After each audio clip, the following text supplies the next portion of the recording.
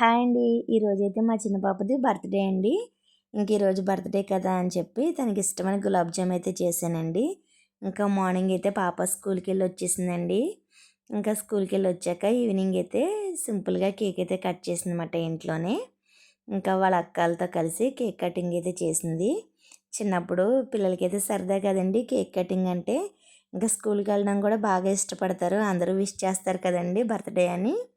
ఇంకా ఇలా cake cutting అయిపోయాక ఇంకా ఈవినింగ్ అయితే ఇంకా పెద్దవాళ్ళకి ఆశ్రమంలో పెద్దవాళ్ళు ఉంటారు కదా, వాళ్ళకైతే బ్రెడ్ బిస్కెట్స్ పట్టుకెళ్ళి ఇచ్చిందన్నమాట అండి.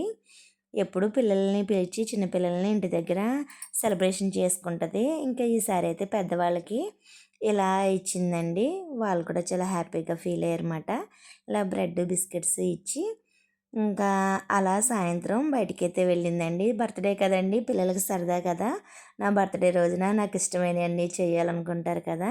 ఇంకా అలా చెప్పి వాళ్ళ డాడీని తీసుకొని ఇలా బయటకొచ్చిందండి. ఇంకా వచ్చాక ఇంకా బయటే ఇలాగా డిన్నర్ అయితే చేసేసామన్నమాట. మాకు భీమవరం నుంచి కొంచెం దూరం అండి. పక్కన ఇక్కడైతే ఈ రెస్టారెంట్‌కి అయితే వచ్చాము. వచ్చి ఇంకా సరదాగా అయితే ఇక్కడ ఫుడ్ అయితే తిన్నామన్నమాట. చాలా బాగుందండి టేస్టీగా. మా అమ్మకి ఇష్టమైన నూడిల్స్ అన్నీ తింది. బర్త్‌డే కదా! తనకి ఇష్టమైనవి అన్నీ తినాలని ఇంకా తినేసాక ఇలా కొన్ని ఫొటోస్ అయితే దిగిందండి అక్కడ. ఇంకా అయిపోయాక కొంతసేపు అక్కడ అలా ఎంజాయ్ చేసి ఇంకా మేమైతే ఇంటికైతే వచ్చేసామండి. Bye friends. వీడియో నచ్చితే లైక్ చేయండి.